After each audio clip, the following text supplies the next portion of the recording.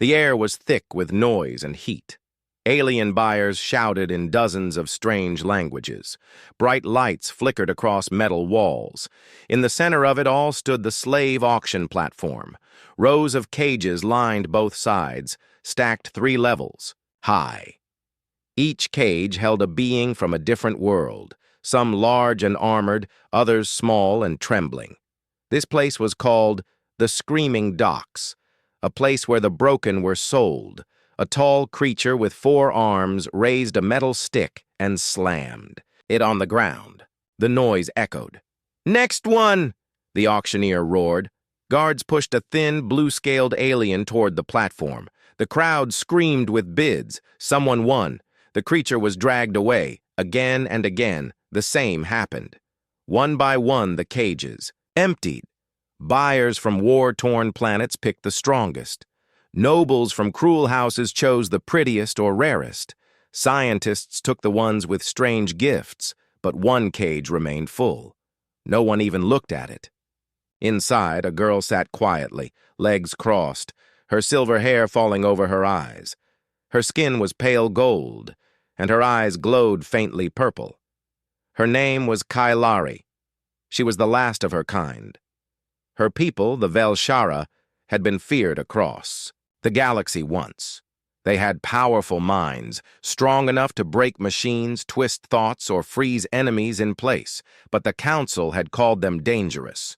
So they hunted the Velshara, burned their cities, erased their name. Kailari had been just a child when the attack came. Now she was grown, but still caged. A bored alien noble walked by her cage. He glanced at the label, Velshara, Class Forbidden, Sale Pending Approval. He snorted. Not worth the trouble. The auctioneer checked his list. Only her cage remained. Sale canceled. No buyer dared bid, he announced with a shrug. The lights dimmed. The crowd faded.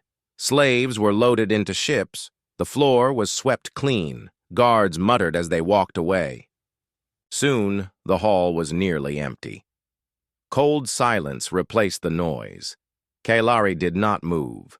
She had seen this many times before, left behind, too dangerous, too unknown. But then, a sound. Footsteps, soft and quiet. Not boots like the guards, not clicking, like the aliens. Human. She opened her eyes. A figure in a dark cloak stood outside her cage. He was not tall. His face was hidden under a hood, but his scent was strange, not like the others. Warm, familiar, human. He crouched and looked at her. Through the bars, his voice was calm, low, and full of something she hadn't heard in years. Kindness. "Do you want to be free?" he whispered.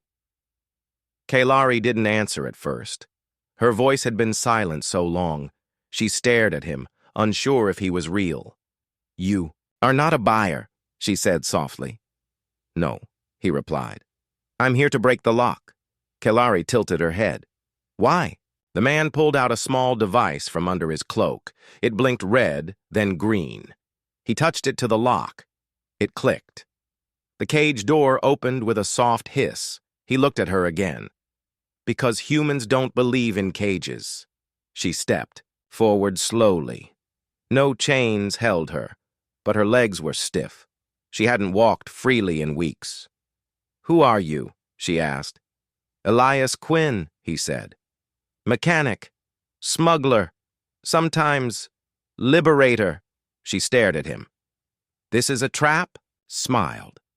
"If it is, I'm risking my own neck for it." Suddenly, alarms blared. "Wee-oo! Wee-oo! Intruder alert! Cell breach detected." Kailari turned, ready to fight. Elias grabbed her arm. "Not now! This way!" They ran down a narrow hallway behind the 4 cages. Lights flashed red. Voices shouted in the distance. Kailari felt the panic rise, but Elias moved with confidence. He clearly knew the path. "Left," he said. "Then into the vent." She followed him into a maintenance shaft. It was tight, dark, and smelled like old oil. They crawled fast. She used her mind to sense guard movement nearby. "They're searching. The west side," she whispered. "You can sense that?" She nodded. "Useful." They dropped into a cargo bay. A small hatch waited at the end. Through it was a launch pad and a tiny escape pod. Elias pressed a code. The hatch opened. "Go." "Now!" Kalari hesitated. She looked back. For so long she had been in cages, in labs, in chains. This moment felt unreal. "Why me?" she asked. "Why not the others?" "I've saved others before," Elias said. "But you weren't even given a chance." Kalari stepped into the pod. Elias followed. The door shut. The pod shot into space just as the guards entered the bay. They were free. Inside the small pod, silence returned. Elias checked the controls. "The shadow light will pick us up in 5 minutes. Kalari sat quietly. She stared at her hands. They didn't shake. She wasn't afraid anymore, just confused. "What happens now?" she asked. Elias leaned back. "Now? You get to choose." She looked at him. "Choose what?" "Everything," he said. "Who you are, where you go, what kind of life you want." Kalari had never been given such a thing. Freedom. The word felt heavy. "I don't know how," she admitted. "You'll learn," Elias replied. "You're not alone anymore." Kalari closed her eyes. For the first time in years, she did not dream of cages. She dreamed of stars. The small escape pod floated through the dark silence of space. Stars blinked in every direction. Kalari sat in the corner, legs pulled close to her chest, eyes staring at nothing. Her heart still beat fast, but the fear was fading. She was free now. But freedom felt strange. Elias sat across from her, calm and focused. He checked the controls and spoke into a tiny comm device in his ear. "This is Quinn. Extraction successful. We're heading to the pickup point." A soft voice replied, "Copy that. Shadow light is inbound. 5 minutes." Kalari looked up. "Shadow light?" Elias smiled a little. "My ship. Well, not mine alone. It belongs to the Solvale." Kalari tilted her head. "Solvale?" Elias nodded. "A group of humans who don't like cages. We rescue people the galaxy forgot." She blinked. "Why risk so much for strangers?" "Because we remember what it's like to be small," Elias said. "Humans were once slaves too, not so long ago. We swore we'd never let that happen again, if we could help it." Kalari studied him. His face was not hard like the guards. There was no fear in his eyes, just fire, she whispered. "Then I owe you." He shook his head. "You owe no one. You were never a thing to be traded." Before she could reply, the pod shook. A large shadow passed over them. Then, a sleek black ship appeared through the window, smooth, silent, fast. It looked like a shadow shaped into steel. "That's the shadow light," Elias said. "Hold on." The pod locked into a docking ring under the ship. A hiss of air. The hatch opened. Kalari followed Elias into a small chamber. Lights scanned them. Then a door opened. They entered a narrow hallway. Warm lights, clean walls, and quiet sounds greeted her. No guards, no chains, just life. A tall woman with dark hair and metal gloves met them at the corner. "You took your time, Elias?" He grinned. "You try breaking into screaming docks, with nothing but a smile and a pocket tool." The woman looked at Kalari. Her tone softened. "Welcome. I'm Captain Mara Voss." Kalari nodded slowly. "Kalari, of the Velshara." The woman's eyes widened. "Velshara? I thought they were gone." "I am the last," Kalari said, voice calm but heavy. Captain Voss gave a slow nod. "Then we have much to talk about." Later, Kalari sat in a small room. hers now. It had a bed, a mirror, and a window showing the stars. She touched the soft blanket. It felt strange, so gentle. She had never known comfort like this. Elias knocked on her door. "You okay?" She looked up. "Yes, but I don't understand." "Understand what?" "Why me?" she asked. There were others. Why not them too? Elias stepped inside and sat down. "We rescue who we can. The system is big. Evil is everywhere. But you were different. You were left behind. Not because you were weak, but because they feared you." Kalari nodded. "My people had power. We were born with minds stronger than weapons. But the council called us a threat. They killed us all." Elias was quiet for a moment. Then he said, "The council fears anything it cannot control." Kalari looked out the window. "And you? You do not fear me?" Elias smiled. "Should I?" She didn't answer, but something like a smile touched her lips. The next day, Kailari joined the crew in the ship's common area. She met Juno, a silent man who could hack into any system. She met Tavi, a young alien girl with wings who once escaped the mines of Tarax. And there was Ven, a four-eyed mechanic who called the engine room his temple. Each had their own story. Each had once been trapped, sold, or hunted. Now they were free and fighting to free others. Kalari listened. Then she spoke of her own past. She told them how the Velshara once lived on a planet of glowing trees and crystal lakes, how their voices could calm storms, how the council sent ships one night, burned the skies, crushed the cities, and erased the name of her people. "I survived," she said softly, "because I was hidden in the mountain caves. When they found me, I was the last." The room was silent. No one mocked her. No one turned away. Captain Voss finally said, "You carry more than pain, Kalari. You carry truth. And maybe hope." Days passed. Kailari trained with Elias. He taught her human tech, how to open doors, fly escape pods, read council codes. In return, Kailari showed him her mind powers. She could sense emotions, feel lies, and stop moving objects with her will. Elias watched her lift a cup without touching it. "That's going to come in handy." Kalari laughed for the first time in years. "Only if we don't get caught," he smirked. "Getting caught is step one in my plan." But peace never lasted long. One evening, alarms blared through the ship. Enemy ship detected. Council patrol approaching fast.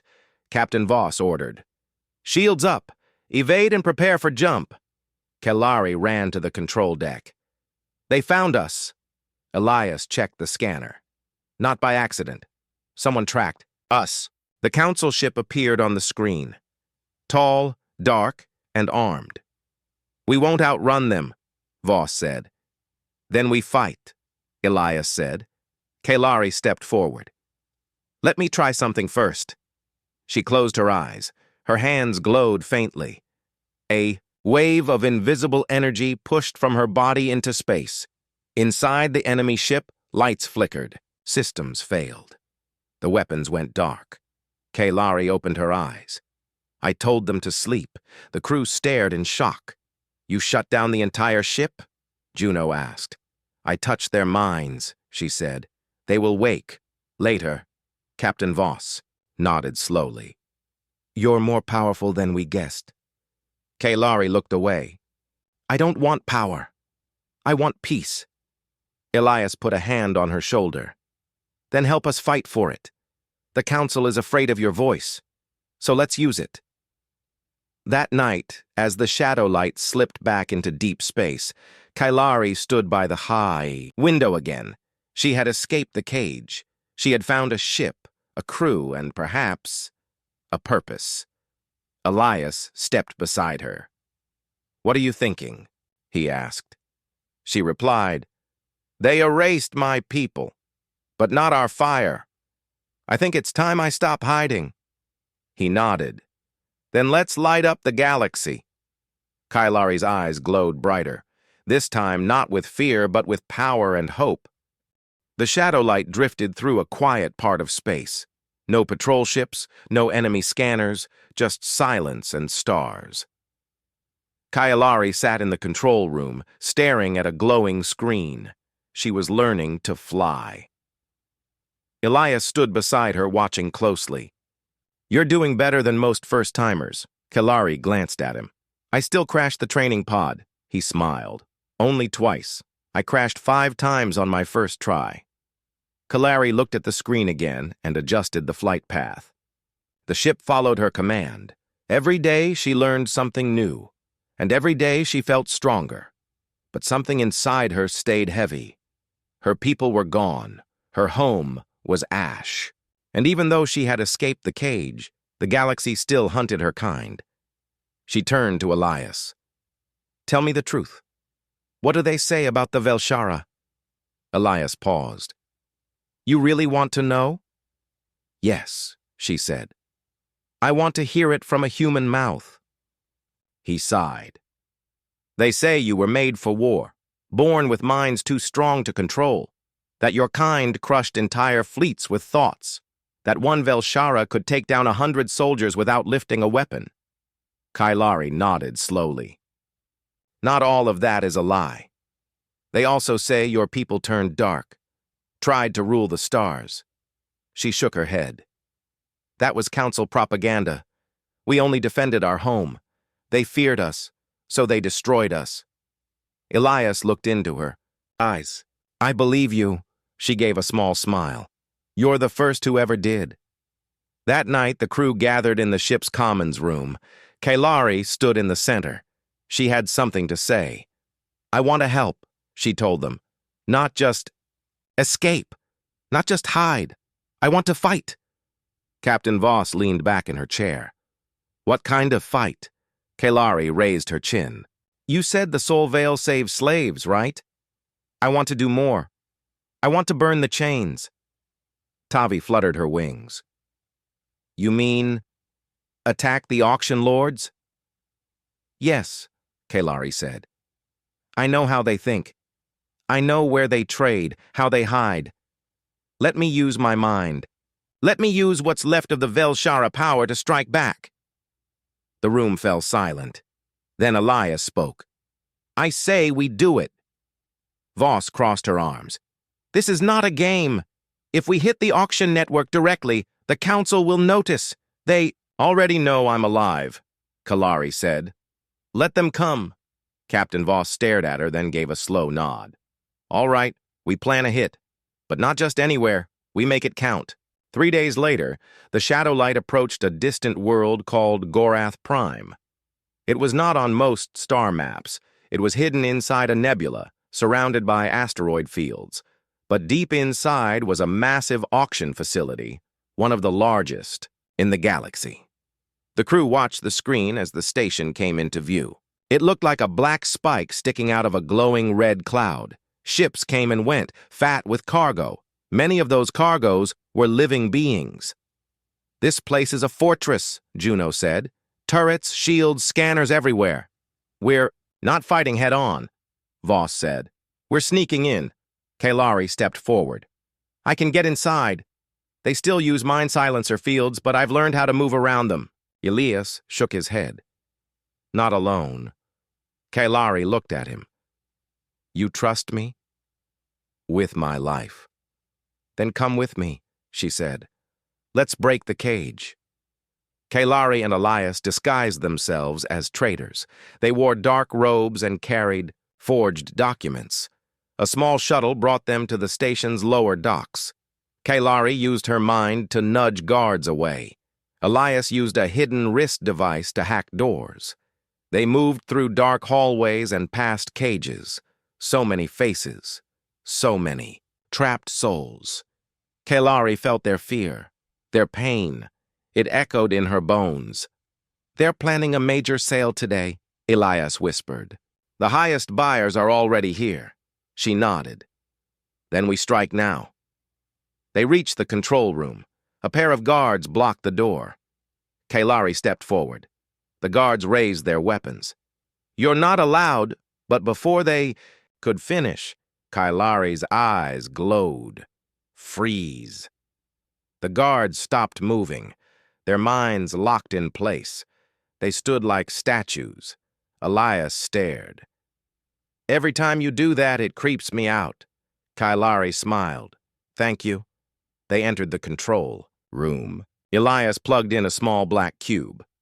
"Uploading the message now." Kailari stood in front of the camera. Her voice would soon be heard across the station and beyond. She took a deep breath. "This is Kailari of the Velshara. I speak for the forgotten, for the broken, for every soul trapped in a cage. The council calls us dangerous. The auction lords call us property. But we are more." She raised her hand. "Today I speak with power. Today we break your lies." The screen blinked. Her voice echoed through the station. Every slave cage, every buyer's room, every hallway, her message played. Then she stretched her hands forward. Her mind reached into the station's systems. Lights shattered, doors unlocked, energy barriers fell, slaves began to run, guards panicked, buyers screamed. Outside, the shadow light powered up its cannons. It shot a warning blast at the main gate. Voss's voice rang out. "Anyone who stands in our way will fall." Inside, Kailari and Elias fought their way to the upper decks. She used her mind to block bullets and confuse enemies. Elias used his tools to short-circuit alarms. At the top floor, the station commander, a tall, red-scaled alien, stepped forward with a stun rifle. "You dare come here, witch?" Kailari looked at him. "You sold my kind. You chained millions. You will answer." He fired. Kailari didn't move. The bolt froze in midair, caught in a bubble of pure thought. She sent it back. The commander fell. Hours later, the station was empty. The slaves were rescued. The auction database was copied and shared across the galaxy. Proof of everything.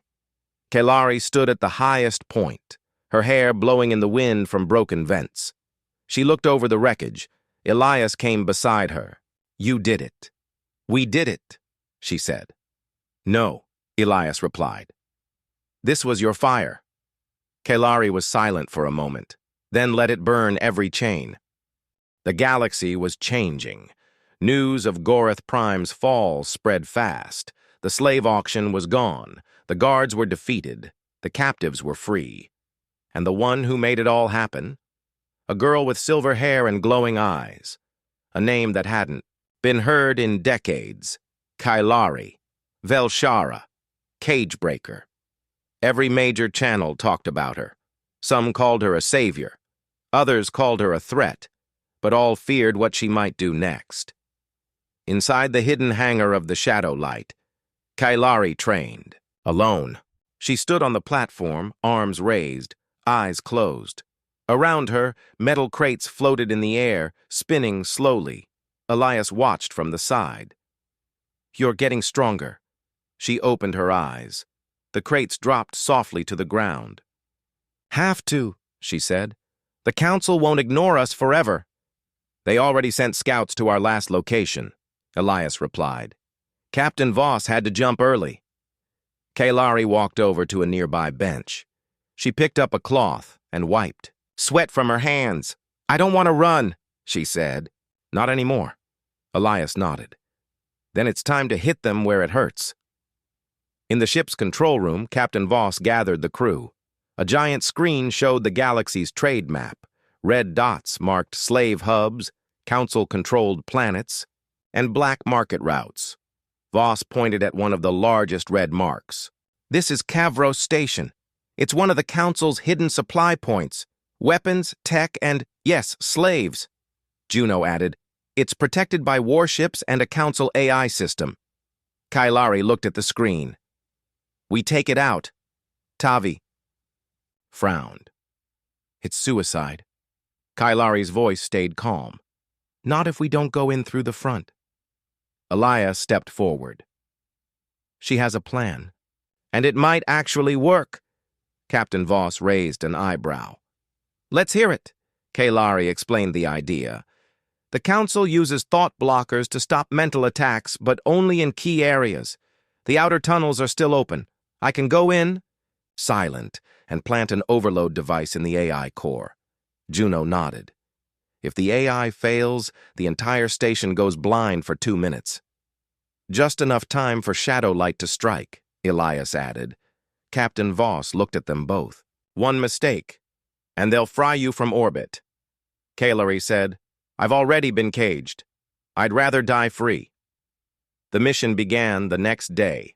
Shadowlight dropped Kalari and Elias off in a stolen cargo ship. They wore trader uniforms and carried fake delivery crates. A bored guard waved them through the outer checkpoint. Dock 17, don't get in the way. They walked quickly. Kalari's heartbeat stayed calm. Her mind reached out, touching the emotions of those nearby. Most were tired, some were angry. None suspected anything. Elias whispered, You sure the AI core is this way? She nodded. Below the gravity chamber, I can feel the energy. They moved past pipes, fuel lines, and humming walls. Finally, they reached a tall metal door. The sign read, Authorized Access Only. Kalari placed her hand near the door. Her fingers glowed. The door clicked open. Inside, the room was filled with cables and red lights. The AI core sat in the center, glowing like a heart of fire. Elias pulled out the device. 1 minute to set.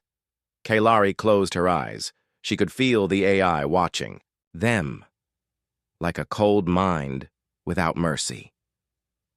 It knows we're here, she said. Elias worked faster. Then let's give it a goodbye gift. Suddenly, a voice filled the room.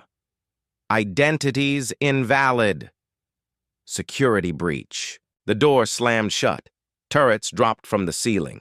Kalari stepped in front of Elias. She raised her hands. Bullets stopped mid-air. She twisted her wrist. The turrets bent and crushed themselves. Elias finished setting the device. Done. Let's move!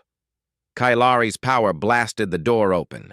They ran back the way they came. Sirens screamed. Guards shouted. The station shook. Outside, Shadowlight decloaked. Its cannons lit up the sky. Red beams tore through the upper decks. Inside, prisoners saw their chance and began to fight back.